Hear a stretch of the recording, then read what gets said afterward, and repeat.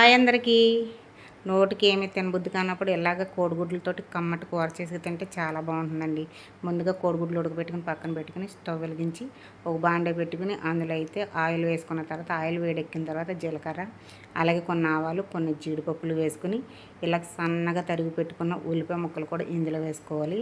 ఇలా వేసుకుని మంట హైలో పెట్టుకోకుండా మీడియంలో పెట్టుకుని అయితే ఇలా సన్న మంట మీద వేయించుకోవాలి. ఇలా వేగిన తర్వాత 2 పచ్చిమిర్చి అయితే కోసుకొని ఇందులో వేసుకోవాలి. వేసుకున్న తర్వాత కొంచెం ఫ్రై అయిన తర్వాత అలాగే కొంచెం కరివేపాకు వేసుకొని ఇలా ఫ్రై అవ్వనివ్వాలండి. ఈ కూర తింటే అసలు వదిలిపెట్టరు, చాలా బాగుంటుంది. మరి ఇలా వండుకోవాలంటే మరి 2 టమాటాలు కూడా కోసుకొని ఇలా సన్నగా వేసుకోవాలి. ఇలా వేసుకున్న తర్వాత ఇవి కూడా చక్కగా ఉల్లిపాయలతో పాటు బాగా మగ్గనివ్వాలి. ఇదిగోండి కలర్ మారుతూ వస్తున్నాయి కదా.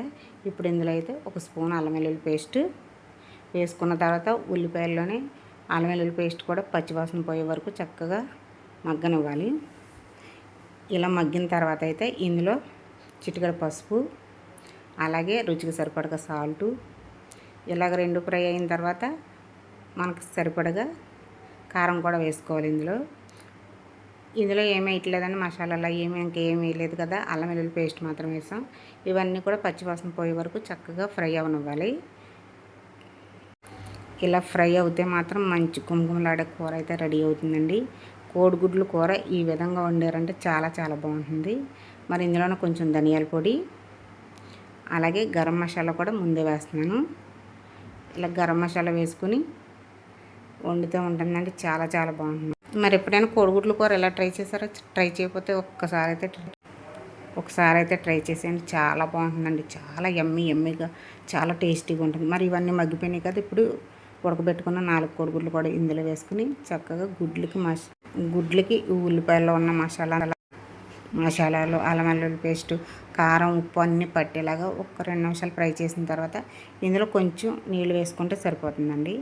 మనకైతే గుడ్ల కూర అయితే రెడీ అయిపోతుంది కదా. మరి ఇలాగా అన్నీ వేసుకున్న తర్వాత అయితే ఒక 5 నిమిషాలు మూత పెట్టుకుంటే కూర అనేది గుమగుమలాడుతూ మనకైతే రెడీ అయిపోతుంది. ఇదిగోండి 5 నిమిషాల తర్వాత ఇలా దగ్గరికి వచ్చేసింది కదా. ఇప్పుడైతే ఫైనల్గా కొత్తిమీర అయితే వేసుకోవాలి. ఇలా కొత్తిమీర వేసుకున్న తర్వాత ఎమ్మి కోడిగుడ్లు జీడిపప్పు కర్రీ అయితే రెడీ అయిపోయిందండి. మరి ఇలా తింటే చాలా బాగుంటుంది. కూరగాయలతో పని లేకుండా చక్కగా జీడిపప్పు, ఉల్లిపాయ, కోడిగుడ్ల కూర చాలా బాగుంటుందండి. చాలా చాలా టేస్టీగా ఉంటుంది. ఎప్పుడు ట్రై చేయకపోతే ఒక్కసారి ట్రై చేయండి. ట్రై చేసి ఎలా ఉందో నాకు కామెంట్ చేయండి. మరి ఇలా రైస్లో వేసుకొని తింటుంటే వేడివేడి రైస్లో చాలా బాగుంటుందండి ఈ కోడిగుడ్ల కూర. మరి మీరు కూడా ట్రై చేస్తారు కదా. మరి ఈ కోడిగుడ్ల కూర వీడియో మీకు నచ్చితే వీడియోకి అయితే ఒక లైక్ చేయండి. అలాగే మరిన్ని వీడియోల కోసం మా ఛానల్ని అయితే సబ్స్క్రైబ్ చేసుకోండి. ఇలాగ మరిన్ని మంచి వీడియోలతో కలుద్దాం. అందరికీ బాయ్ అండి.